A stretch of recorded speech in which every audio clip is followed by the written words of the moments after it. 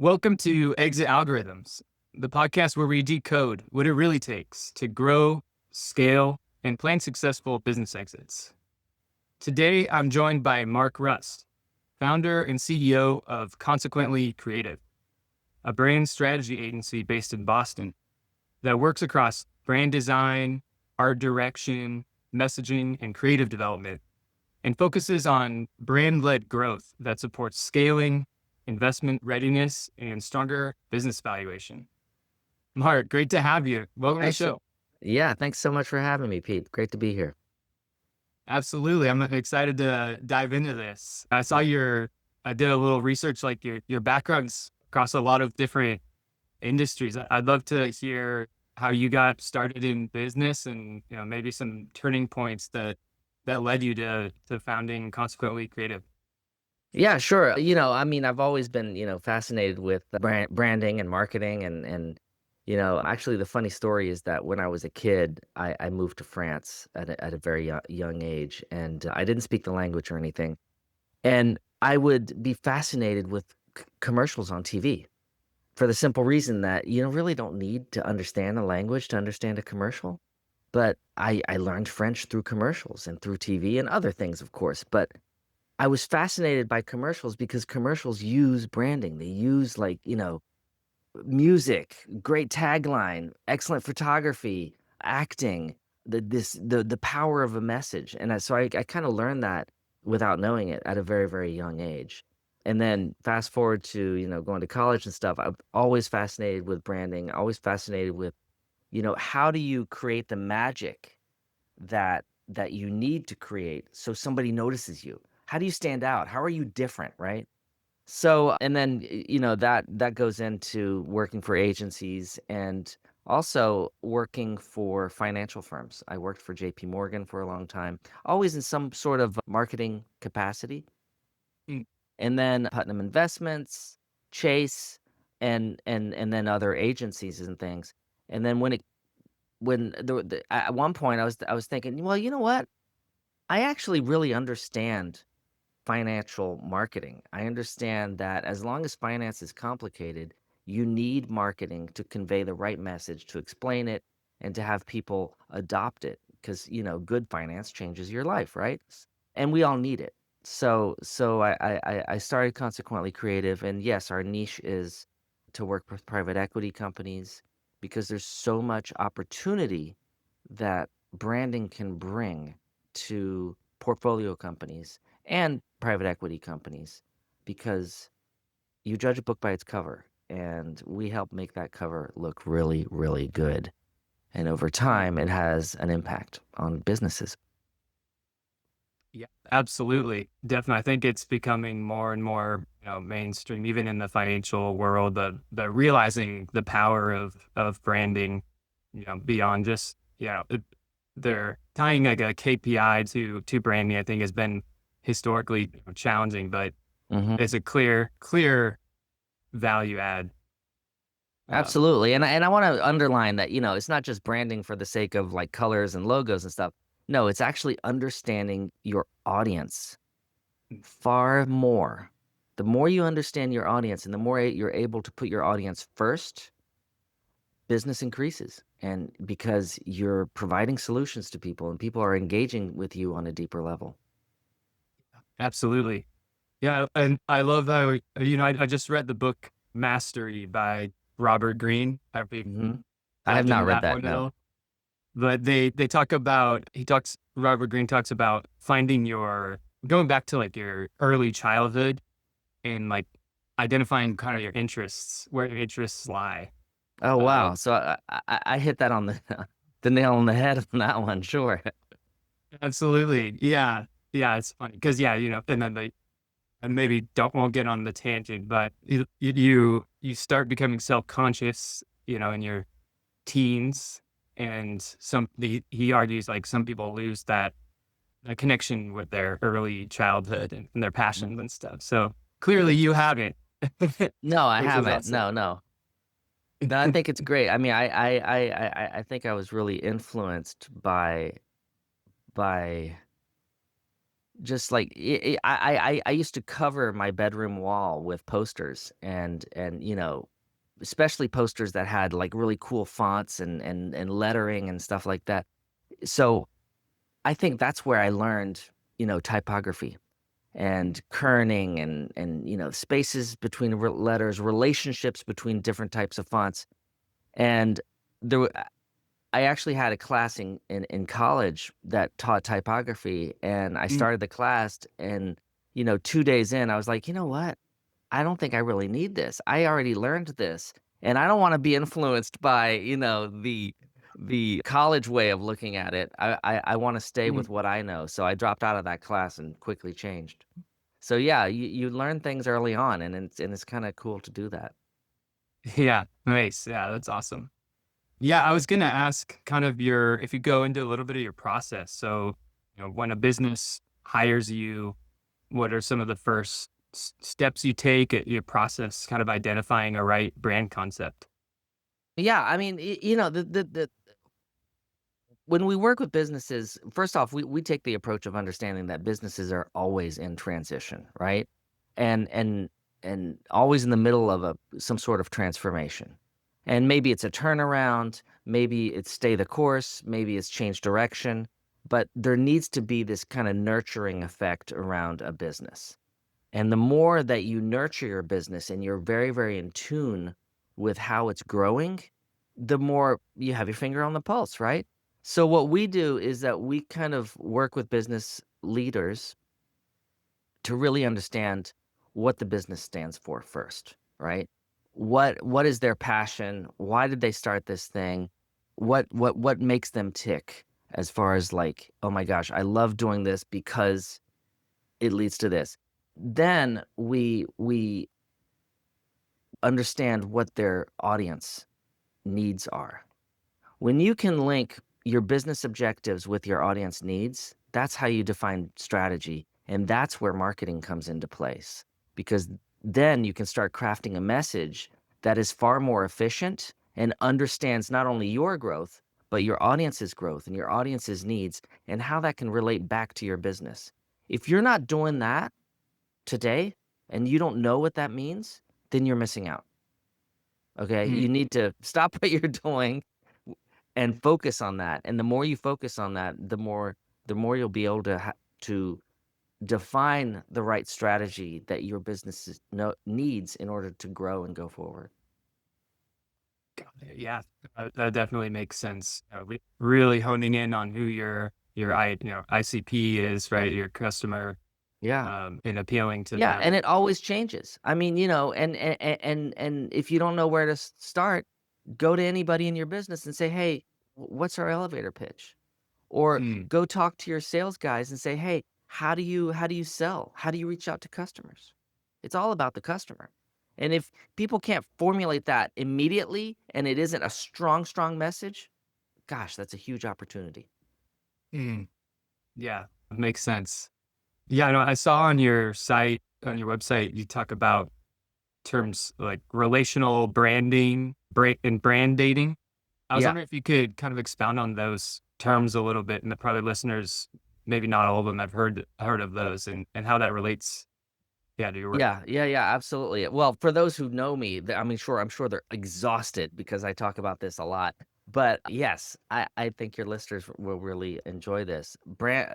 Our idea around brand dating is that we look at branding like a relationship, right? We understand that any type of business growth is relationship based. Even if it's B2C or B2B, I don't care. It's about me relating to you as a person, okay? We choose businesses, we choose friends and people that we date or whatever based on deep, deep emotions, right? I don't think that you go to, buy a car and just buy it because it's a good car, it has great mileage, and it has great safety ratings. Those are not the Mm. main drivers. The main driver is like, "Hey, do I identify this car? Does it fit my lifestyle? Do I think it's cool?" Et cetera, right? We all have our reasons. So, if you look at business as a relationship building exercise, you then realize that in order for relationships to grow, there needs to be a courtship. Mm. And that courtship means that there are some set rules, written or unwritten, that we need to follow in order to give value to our audience and build trust. And trust is priceless, right? That's what we're looking for, because that means engagement, etc. So if I'm a business and I meet you for the first time and I start saying, hey, Pete, let's meet. Let's meet. Let's sign a contract right away. Whoa, whoa, whoa. That's a little fast, okay? That's not the way you should do it. There needs to be a courtship. Give me some value. Tell me about you. Tell me why I should believe. Tell me, let's talk about the benefits. Let's talk about me. Let's talk about my problems, right? All of those things are so important. So if that's expected when it comes to a person-to-person relationship, shouldn't that be expected when it comes to a business-to-business relationship? And I think that that's where a lot of people are, failing, because they're not seeing that there's a human touch that is absolutely necessary in all businesses, all industries. Mm. So we really focus on that, and we try to understand what that courtship is and how it should be built. Sure. Got it. Yeah, no, that definitely makes sense.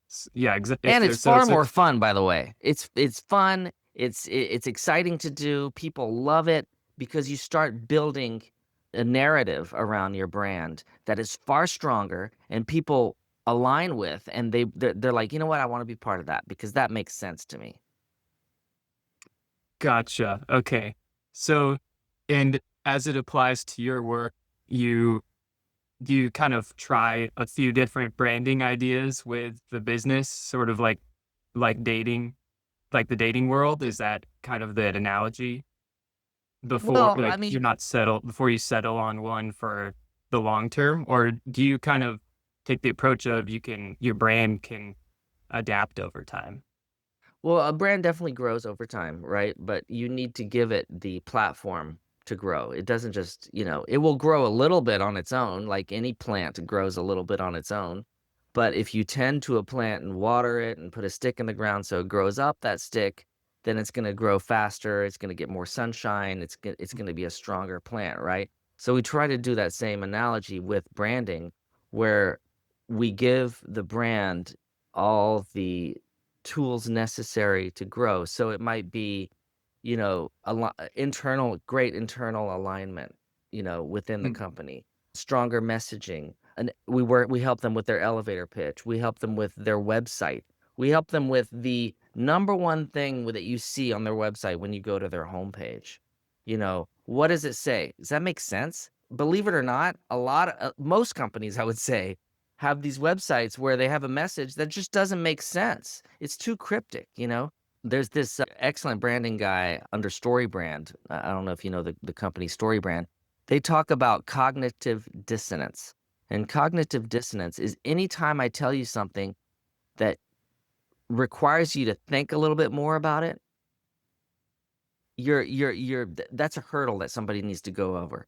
You need to Mhm. say things in the most simple way so people get it right away.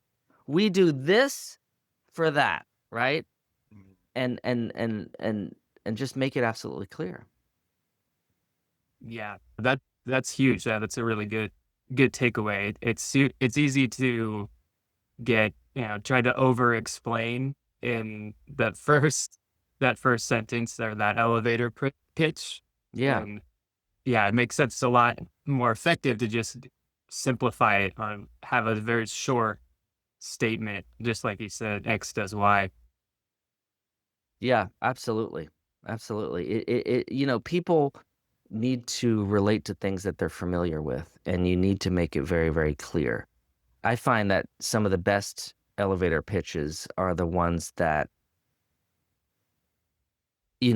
clearly say, okay, we do this for that, right? They state who their audience is. They state, what the problem is and how they're going to solve it, right? And then they give analogies. It's like Uber for, you know, tires, or I don't know, you know, Yeah. but give me an analogy. And then, constantly make it different. Always work on your pitch. Always work on something. Try different things all the time. I can't tell you how many times, you'll see a headline and they haven't changed that headline in 10 years. Mm. Yeah. So they don't Even know though if it works. their core product or service offering might have changed it over that time too, right? Yeah, exactly. And it most likely has. It absolutely has, because nothing stays the same. Mhm. Yeah, that definitely. Yeah. So, okay. So keeping it simple, is there any other things that kind of contribute to making a brand or a valuable or adding company value to a company? Yeah, absolutely. I mean, you need a lot of, well, it depends first off what the state of the company is. I mean, Sure. is it is it clear? Is it not clear? Do they have a good culture? Are sales going up or down, et cetera? So, once you've kind of identified that, you start working on it. And I mean, I would say the number one thing is that you need to make it all about the customer. It's Mm. not about you. It's about the customer. It's about the customer's needs, and it's about the solutions that you're going to bring. If you can do that, you're on the right path. Gotcha. Yeah. Yeah. That makes sense. It's a lot of sense. So that's going to be a clip I'll make at the end. Oh, okay. Well, I mean, I like that. It's a good it's takeaway. just amazing that people don't, pick up on that, because honestly, we live in a culture where people don't care about you. They don't. They it's about me. What's in it for me? Why should I care? You know? Yeah. And that's not bad. It's not customers being selfish or anything. It's customers looking for reasons to believe, right? You'd have to have reasons that are deep. Mm. And the way that you build them is by appealing to people's emotions and appealing to values that they believe in on a deeper level, right? There's a really big, shift that's happened between generations. Generation X was very money driven, and value was associated to that money growth, etc. Although that's even changing with Generation X, but millennials and Gen Z are looking for relationships with the brands that they care about the most on a deeper level. They want to Mm. work for companies that share the same values. They want to buy brands and buy products that have a, you know, a deeper meaning to them, you know, that might be better for the environment, might be better for something that they believe in, right? So that's very, very important. And the more you can do that, the more you can actually exist in their world. Mm. I'll give you an example that I tell people about a lot. Like, you could go to the supermarket and buy butter. Okay, butter's easy, right? All butter pretty much tastes the same to most people. You have salted and unsalted, and that's it, right? Mm. I would say that butter is probably $3.50 for four sticks of butter. That's easy, right? That's because there's a need for butter for a recipe. Now, you can also go to this grocery store and buy butter that costs $12. Mm. That $12 butter is very different, and people buy it for different reasons. It might be Sure. organic. It might have an awesome label to it. It might feel like it's handmade. It might come from a farm that has a story on the side of the box Mm. and talks Mhm. about how they treat their cows, and their cows grow up in an open pasture, and they take care of them. They might invite families over to visit the farm. The farm name, it's written on the package. Yeah. you know you're going much deeper, and people are now buying this $12 butter, which some people would say, oh my gosh, that is so expensive for butter. But they're buying it for different reasons. Mm. Okay. Now take that idea around butter and apply it to a company that makes screws and bolts. Sure. How do you find the story there? Well, okay, maybe we've existed for 80 years. Maybe we were founded because there was a need during World War II. I don't know. There's some stories that you can come up with that you can start conveying to your audience so your audience can relate to you on a different level. Is it Yeah. ridiculous to have a relationship with, a company that makes screws because they have a deeper story? It isn't. It's not ridiculous at all. It's great. People actually want to know these things. They want to have stronger relationships because when you build a stronger relationship, you get customer loyalty, and that stays for a long time, unless you totally screw up, but it stays with you for a long time. Sure.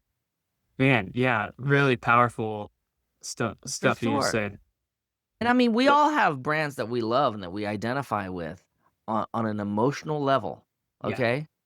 Like, I identify with Goodyear, the tire Hmm. company, on an Okay. emotional level. Okay. Because when I was a kid, they used to have the Goodyear blimp show up at ball games and stuff. Mm. And I don't know Mhm. if you know about the Goodyear blimp, but it was a blimp that says Goodyear on it. And I was like 7 years old. I didn't know it was a tire company, but my father and my brothers would point out the Goodyear blimp in the sky. They'd be like, "Oh my gosh, it's Goodyear blimp!" And it was always an event. It was always something really cool about it, right? And spotting Yeah. it was awesome. And then years later, I found out it's a tire company. They make rubber, whatever. That's cool. All right, but I really like the brand. And a few Yeah. years back, I was in a shoe store and I flip over a pair of shoes and the rubber sole said Goodyear on it. Hmm. Immediately, I thought, okay, this is absolute top quality. I love this Yeah. because I have a deeper connection with it. Yeah. No, it makes perfect sense. Even if that connection, like at a baseball game or whatever, that's not necessarily the product that Goodyear is, about, but even it's just the positive association with something, right? Yeah, absolutely. And positive associations are so important. I mean, marketers use it all the time. I mean, think of the movies, the recent movies that came out, right? Barbie. Barbie Mm. just all the marketing around the Barbie movie appealed to deep emotions that people had from their childhood. Mm. Everything. Yeah. I mean, I went to Burger King and they had a pink burger with a pink bun. It was the Barbie burger. Why? Sales went through the roof for that thing because it appealed to deeper thoughts, deeper feelings, your childhood, et cetera, et cetera. And that's why Marvel movies work. It's not because adults care about superheroes. No, it's because when I was a kid, I used to read those comics and I love superheroes and I wanted to be a superhero. And now I get to see one on a movie screen. Yeah. Yeah. 100%. Now it's funny. I was just watching a documentary about Coca-Cola, Yeah. and the one of the change like change the trajectory of their company events was actually World War II, Oh, wow. because to support the war efforts, they sent free Coca-Cola to the soldiers in World War II. And when they come back from war, they associate Coca-Cola with, one of the bright lights in a otherwise terrible, y- Yeah. years of their life. Yeah, And then after absolutely. that, it exploded and it became part of basically like the American, in some ways, global like psyche. It just Coca-Cola equals good time. Exactly. I agree. Yeah. Yeah, that's amazing. Powerful. And on that topic, what are some of the metrics you look at to see the impact of a powerful brand? Yeah, no, that's interesting. I mean, I think it's always, people have always had a hard time associating metrics to feelings and to branding and stuff like that. But there are definitely some things that you can do. The ROI can be more tangible than you think. First off, I would look at customer acquisition costs. Most companies out there have a pretty good understanding that in order to get one customer, I need to spend X amount of dollars, right?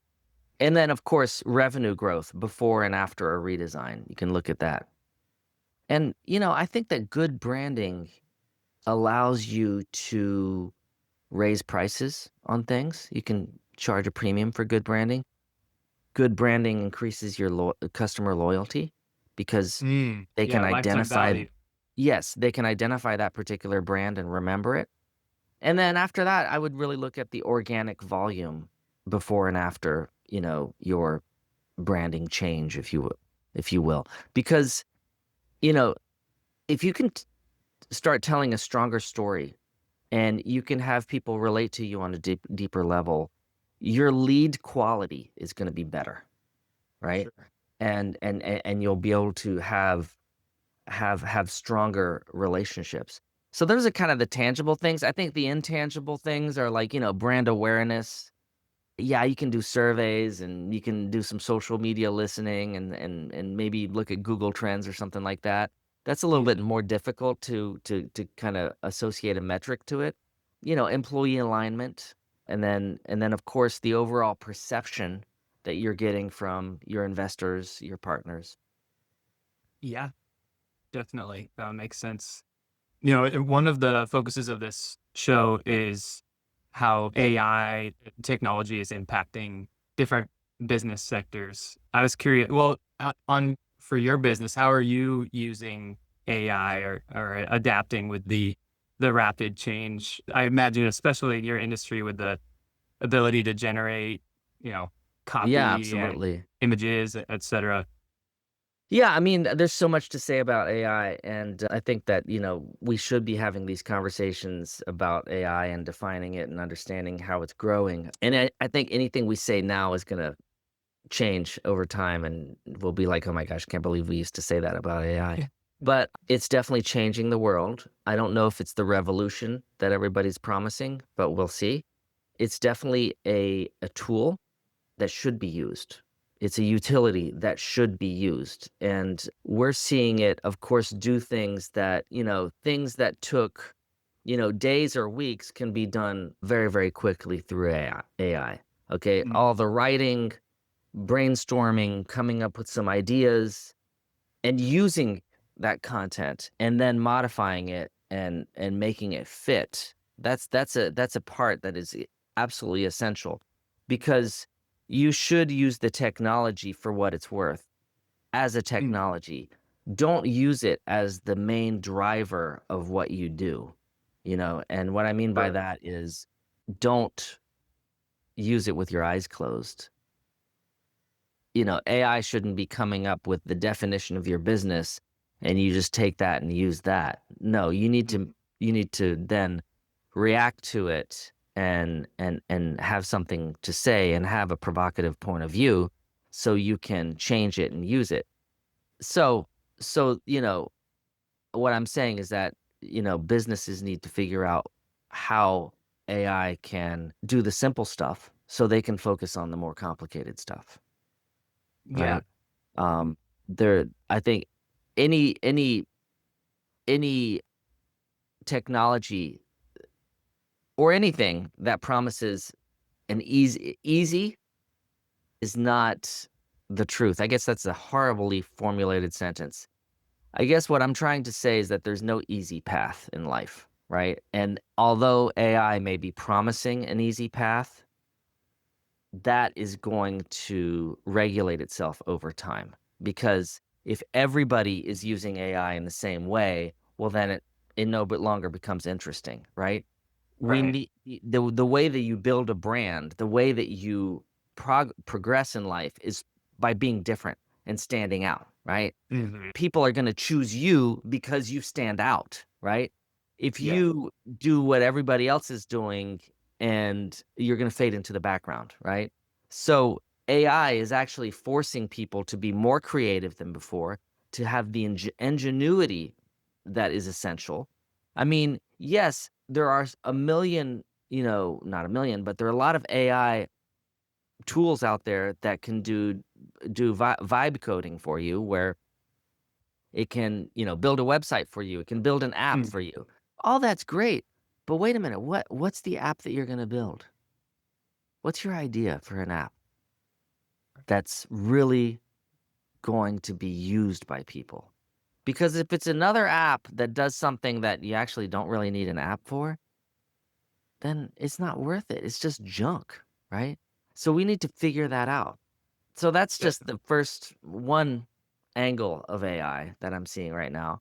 And in the marketing industry, yeah, you can use AI for content generation. You can use it for creating images and stuff. I'm all for it. You absolutely should use it for that. But keep in mind that it should be used as a tool, not as a strategy. Mm, yeah. And I don't know if you know of this there's something called the post method, which is a method of adopting technology and business. The post method is POST. Are you familiar Mm, with it? no. People, which is your audience, start with your audience.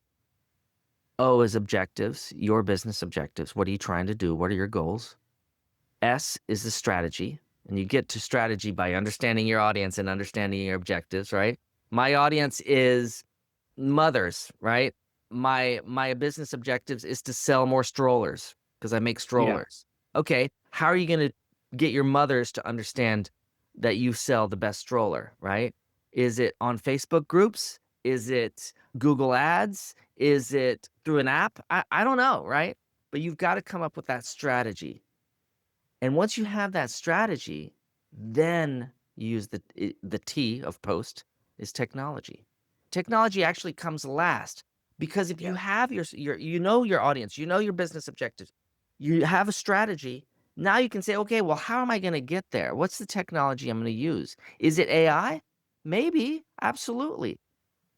But in that whole scenario, which is a healthy scenario, the unhealthy way would be to say, "You know what? Everybody's using AI. Let's start with AI."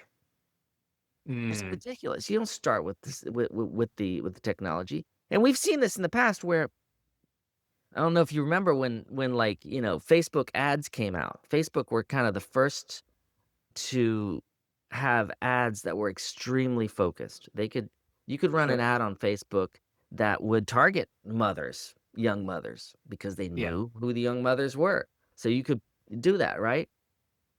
And people were using it, and I even had some clients that were doing some really active campaigns on Facebook without even knowing if their audience was there.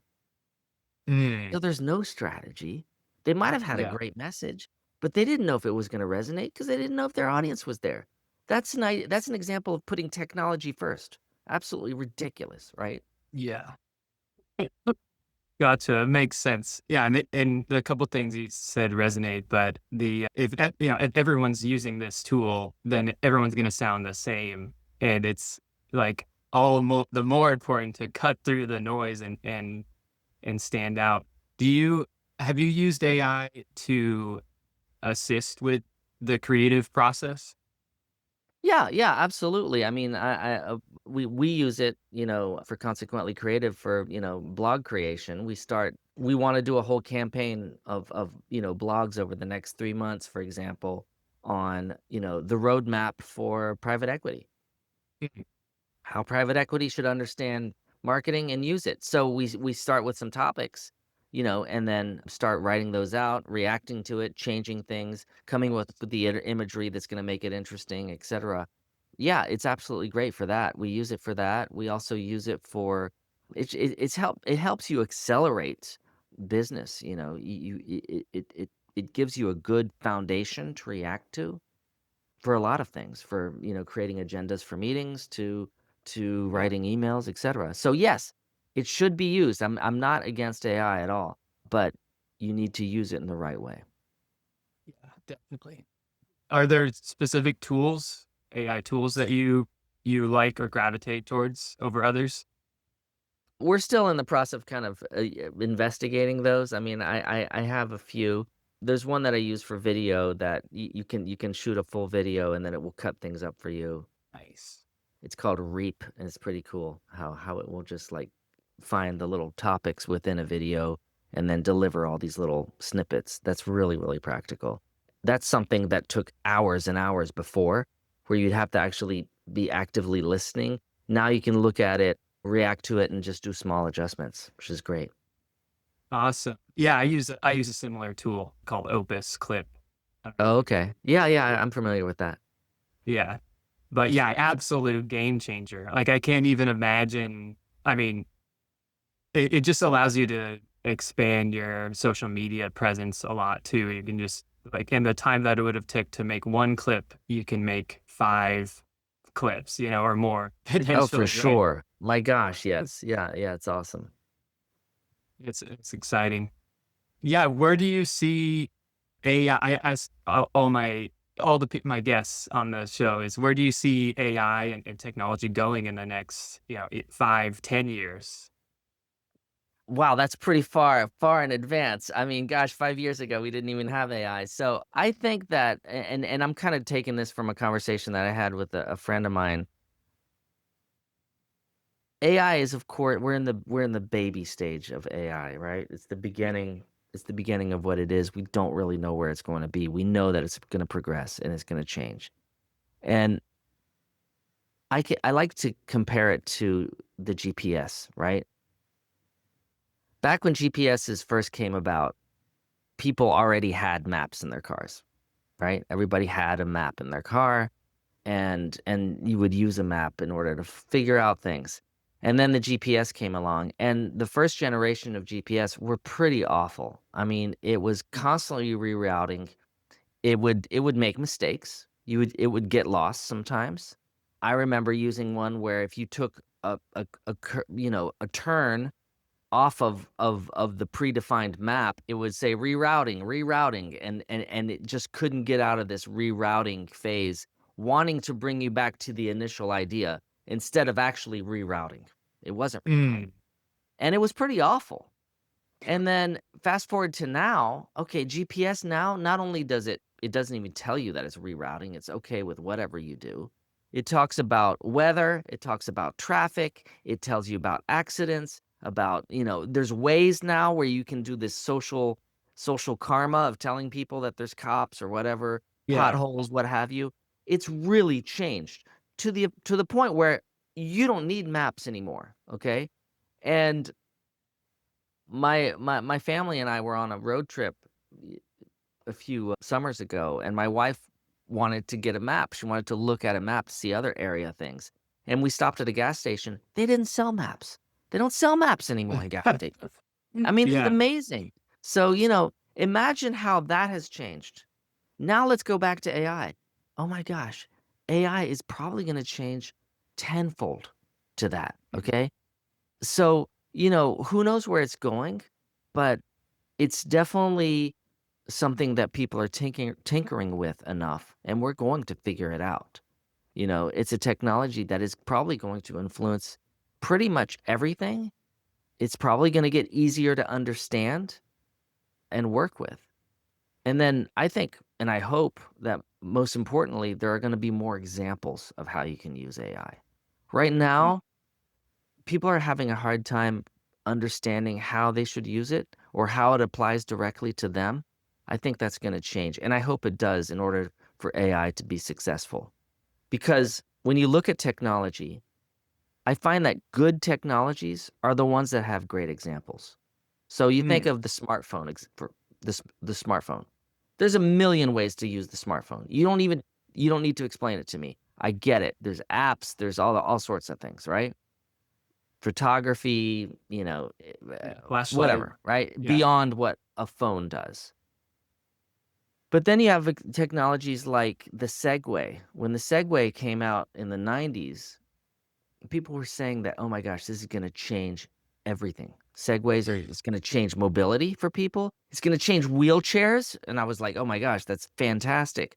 People in wheelchairs can, lift themselves up and have a conversation at eye level with people who are standing up. They'll be able to go everywhere. It's gonna change things. They're gonna have special roads for segways. It's gonna change factories, how people move around factories, etc. Robots, all Yeah. of these promises. And now, you know, they use them for tours and mall cops. I mean, That's what I was about to say. why? Because there weren't enough examples that were tangible, that were relating to me. I never wanted to buy a Segway. I mean, yeah, I think it's a awesome technology. It's very cool, but they never gave me the reasons to believe, Mm. so I would adopt it for myself. And it's kind of flopped, Okay. you know? Right. Yeah, So we need those examples for technologies in order to succeed for technologies to succeed. definitely. Yeah, practical use cases that actually affect people's lives. Right. Yeah, absolutely. Absolutely. Yeah. I think one of the things I recommend and has been recommended to me, I'm not original in saying this, but is just to start using AI on a daily basis and get comfortable with it, making it work for you, making it, you know, adapt to the way you talk and the interests that you have. I think that it has the potential to, to allow someone to really increase their productivity and just their ability to do things. Like I think I'm excited to see where it's going to go in the next 10 years. Yeah, you're right. So it's basically impossible to predict, right? So that's a Yeah, I fun mean, question. right now my engagement with like new tools has been like, "Oh wow, this really sounds really cool." I use it for a day, check it out, don't use it anymore, goes down, and then it flatlines and I didn't adopt it, you know?